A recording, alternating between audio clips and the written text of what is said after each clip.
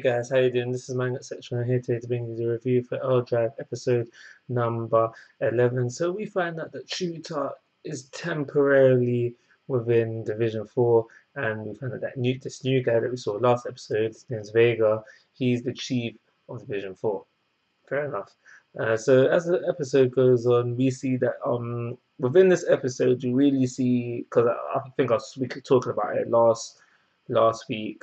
Sonokata and Chuta, I reckon, is slowly becoming a thing, and within this episode, we see it more on Sonokata's side. We know that Chuta is temporarily in Division 4.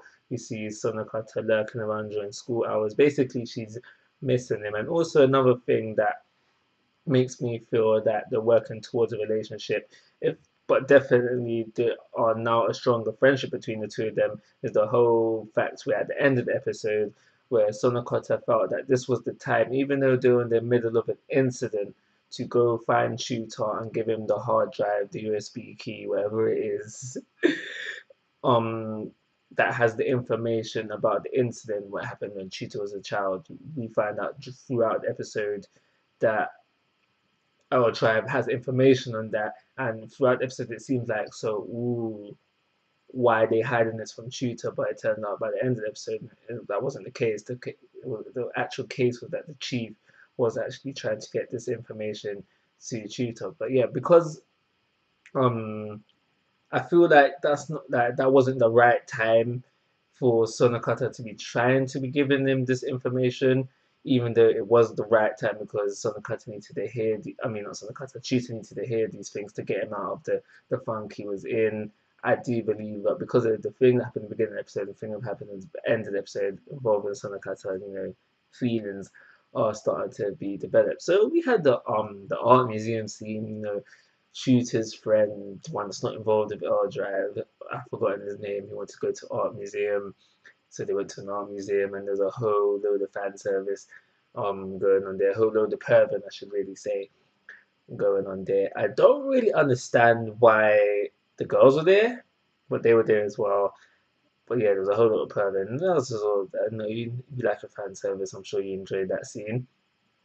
One thing I do want to mention that just caught my attention really early in the episode as well, where Chuta says, "Yeah, Vega feels like a brother to me," and now the reason why this caught my attention is because they've known each other for what, 5 minutes.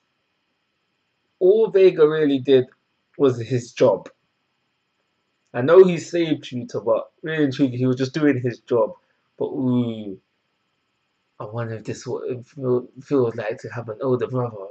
Shut up, Chuta. Oh, man, you hardly know the guy.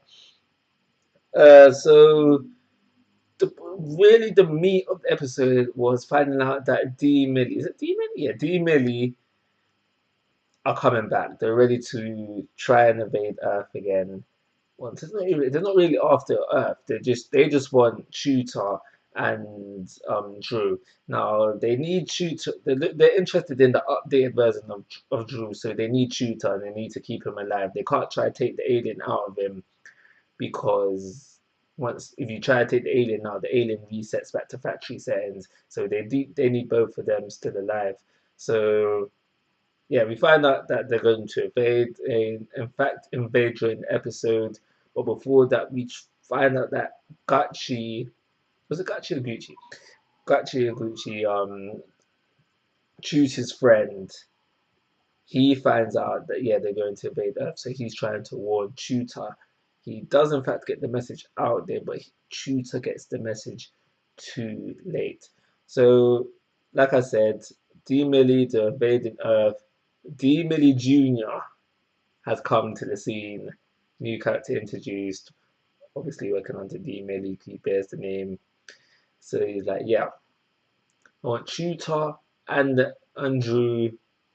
You've got 1 hour to decide. Peace, I'm out.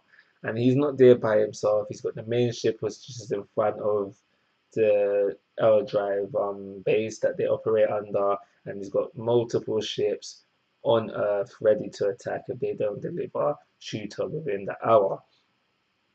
Now, in Gachi's warning message, He says there is a spy, a DeMille spy working in elDLIVE. That's how they was able to get the coordinates for the elDLIVE base, and yeah, so that's how they're operating right now. Now, the most obvious thing to think is that Vega is the spy.